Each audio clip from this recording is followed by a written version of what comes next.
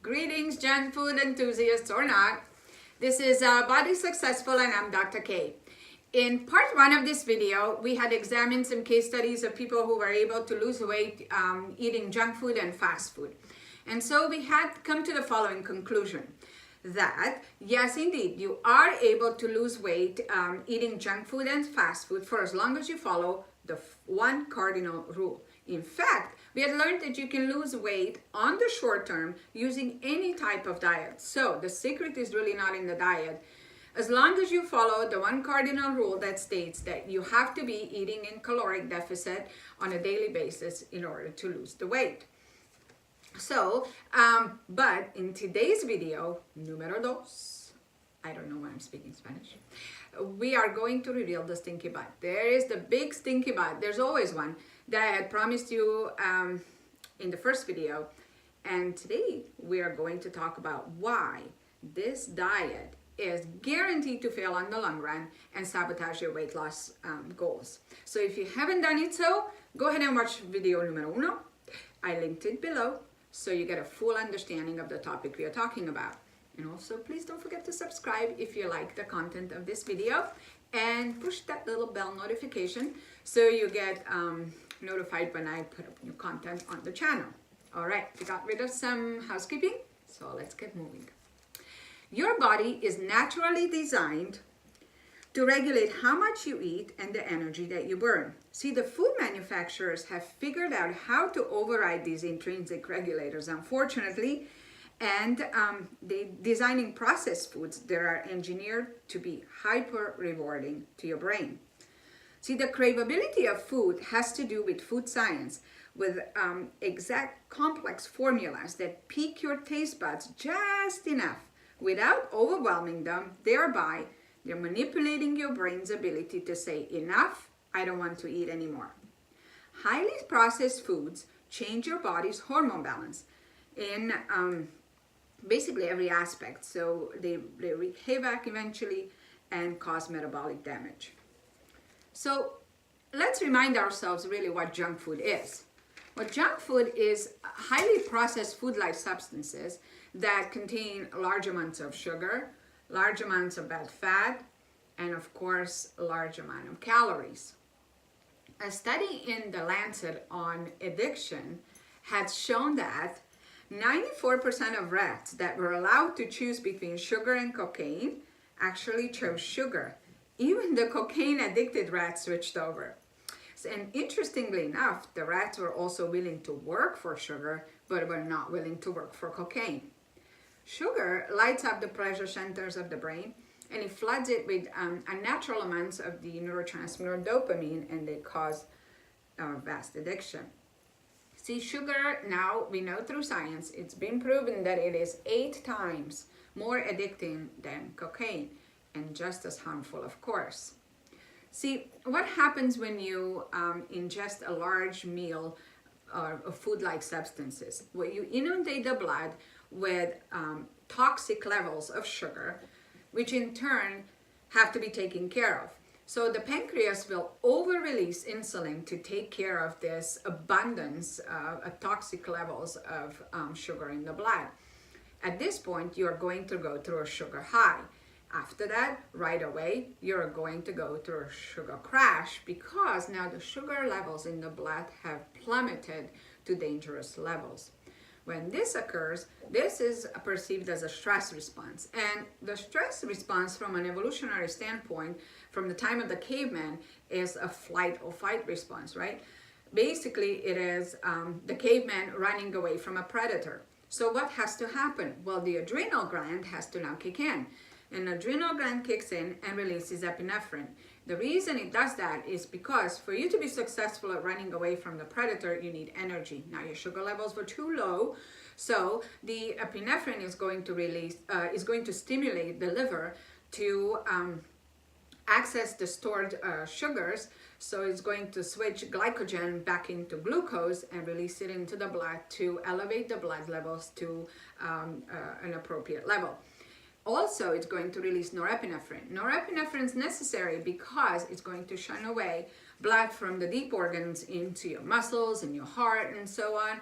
And it needs that because also for you to be successful at running away from your predator, you need to have your muscles functioning well, your cardiovascular system has to be on point. So it's going to shun away the blood from deep organs, which means processes like digestion, for example, are going to take a back seat because they're not important at this point. Right now, the number one goal for you is to survive. It's to outrun that predator. So now imagine you doing this every day, this yo-yoing several times a day, of up and down, of enormously toxic levels of sugar spikes and then dangerous low levels. So this up and down process is going to fatigue out your adrenals. Eventually it'll have detrimental effect on your adrenal gland, and when the adrenal gland goes belly up, so does the thyroid, and as a result you're going to have a lower resting metabolic rate. Your metabolism decreases, your adrenals are fatigued, and your insulin resistance is going to start kicking in because insulin is going to be less and less efficient, feeding into this loop of insulin resistance. At this point, you set the body up for an environment that is perfect for being a catabolic state, a total breakdown state. So see, this is not a sexy situation by any means. Not like this gal over here, right? Notice whenever you're trying to sell you something crappy, they always make it look so good. So what else happens? Well, when you eat large amounts of junk food, the body normally requires energy to break these foods down. So under normal circumstances, if you look at the energy equation here, energy balance equation, you see that we have energy going in, which is basically everything that you eat and has caloric value, or drink that has caloric value. Now on the other side, you have a little bit more stuff going on, right? We have your basal metabolic rate, which accounts for the majority of the energy that you burn on a daily basis, or the cost of energy required to keep you alive. Then you have your activities, and then last but not least, you have the thermic effect of food. Well, the thermic effect of food basically is the energy that is required, allocated to break these foods down and metabolize the foods that you eat. Under normal circumstances, where if you construct a whole food diet that is healthy, the body requires approximately 10% of your total daily energy expenditure to metabolize these foods. But when you're eating processed foods, which are already have so many refined ingredients, it's going to take the body very little energy to break these foods down and metabolize them. So essentially you're cheating your way out of 10% of your total daily energy expenditure. And you may say that this is not a lot, but when you think about it, over time, this adds up to be quite a lot. Also, over a long period of time, if you're trying to lose weight, every little bit counts, right? So that's a big, one big point. The second big point is whenever you eat large amount of food-like substances, again, and I'm going to beat the dead horse here, large amounts of sugar, large amounts of fat, and high calories, you are hindering the body's ability to access fat for energy. Why? Even if you eat in caloric deficit, the body is not going to be able to access its stored fat for energy, because when you eat these large quantities of food frequently, you are going to have constant insulin present. And insulin is a fat-storing hormone. When insulin is present, insulin is king. Insulin commands the body to store fat. When insulin is, or when the body is in a fat storing mode, then it cannot go into a fat burning mode. So the fat burning mode is completely shut down. So you see, whenever you eat these quality foods, you are very efficient in increasing your body fat percentage, even if you're eating in caloric deficit. You can be eating in caloric deficit till the cows come home, as long as the quality it is what it is, because insulin is constantly being released to take care of that. And as a result, you cannot go into a fat burning mode. And this is the reason why this diet is successful basically in turning you into a skinny fat person. When we see a person that is small in size, but they don't have muscle tone, they are soft, they're flabby, right? Not a healthy situation. What else happens? Well, if you think about it, sugar is also, these sugary foods are also really poor in their nutritional content. Because they're so poor in nutritional content, you are not putting in the building blocks necessary for you to regenerate your cells. Your body consists of 50 to 75 trillion cells. Now these cells, apart from your brain cells, they have to cyclically renew. For example, like your skin is every 2 to 3 weeks. Your colon, your gut is a couple of days, every 4 days, I believe. Your red blood cells is every 4 months. So if you do not put in these building blocks, where are you going to, through food, where are you going to get the building blocks to rebuild your cells? They're just not there. And hence we can say, repeat the expression that if you eat junk, you're going to become junk, period, right? Now also when you eat junk food makes your brain want to get fat, because under normal circumstances, when an individual eats, they store fat into the fat cells. Now the fat cells will signal back to the brain via leptin, is a hormone that is going to get released from the fat cells to signal the brain to say, hey, I'm full, stop eating.